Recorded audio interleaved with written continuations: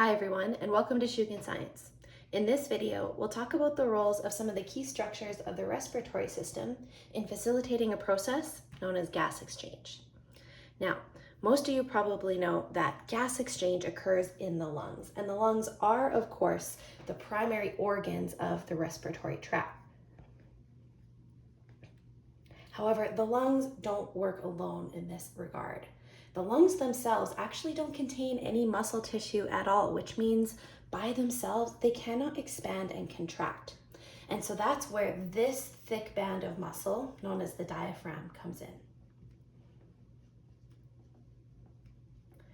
The diaphragm is that band of muscle tissue that separates the thoracic and the abdominal cavity from in our bodies.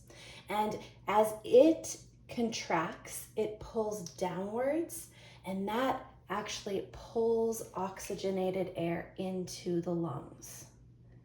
So air is going to follow this path into the lungs as the diaphragm moves downwards, and then gas exchange will happen.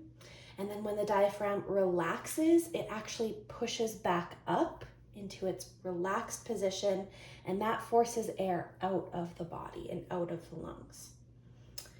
So, in addition to the lungs and the diaphragm, the respiratory tract also includes this reinforced structure known as the trachea. The trachea is sometimes also called the windpipe because that is, of course, how air enters our lungs. And it is reinforced by these tough rings of cartilage. That's really helpful because it's going to prevent it from collapsing. The trachea will then branch into these two smaller tubes known as bronchi, each of which goes to a separate lung.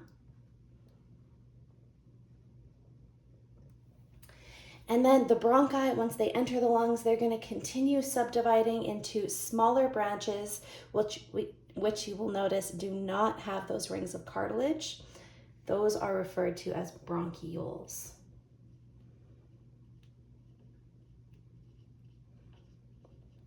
And then at the end of each bronchiole, you'll notice these grape-like structures called alveoli. So it's alveoli where gas exchange actually occurs.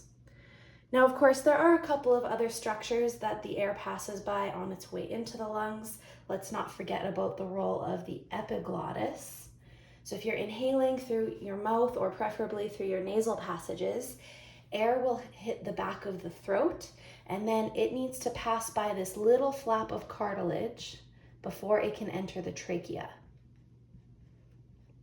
That's because our throat doesn't just handle air, it handles food and water as well. So when we're eating and drinking, we obviously don't want that food or water to enter our lungs. So while we're eating or drinking, the epiglottis covers the opening to the trachea to prevent food and drink from getting into the lungs. Ideally, that food and drink will get redirected down into our esophagus and then into our stomachs. And then air will also pass by this structure here. Now, it doesn't actually play any role in breathing, but it does allow us to speak. So you might know it as the voice box because it contains the vocal cords. The scientific name for that structure is the larynx. Not to be confused with the scientific name for the back of the throat, which is the pharynx.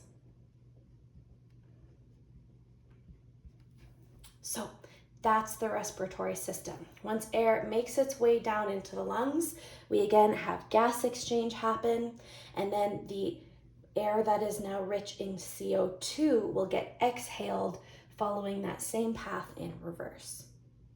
So let's take a closer look then at what is happening in these alveoli, these tiny little air sacs within each lung. Now, it makes sense that there are so many teeny tiny air sacs as opposed to just one empty air sac because this increases the surface area for gas exchange.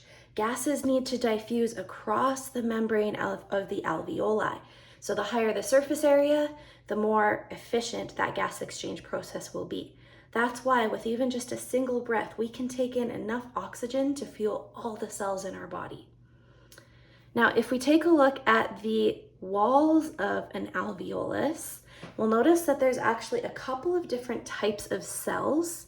Both are known as pneumocytes, but the thinner cells that you see, those are called type 1 pneumocytes.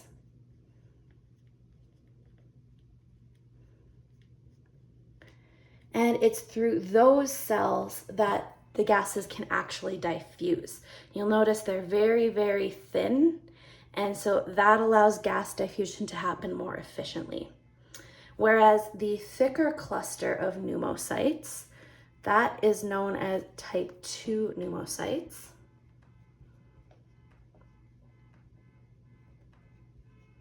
And type 2 pneumocytes are thick enough that gases can't diffuse. Their role is actually to secrete kind of a fatty-like fluid known as a surfactant to line the walls of the alveolus so that when it deflates, those walls don't stick together. Okay, so when we do inhale, the oxygen-rich air floods our alveoli, and each alveolus is surrounded by a tiny little capillary. So this capillary will bring deoxygenated blood from the heart that is rich in CO2. And as you probably know, gases tend to diffuse from an area of high concentration to low. So as that deoxygenated blood comes from the heart, the CO2 is going to diffuse from the capillary into the alveolus from high to low concentration. And then when you exhale, that CO2 will leave the body through that same route. Oxygen, on the other hand, since it has a high concentration in the alveolus and low in the capillary, it is going to diffuse in the opposite direction. And now we're going to have all of that oxygen unloaded into the capillary, and then it gets to go back to the lungs. Sorry, not to the lungs. It gets to go back to the heart. My bad. In that pulmonary pathway, and then the heart will send that oxygenated blood out to the brain and the body so that it can use the oxygen. And that's gas exchange. Pretty simple, as long as we understand that gases always go from high to low concentration. Thanks, everyone.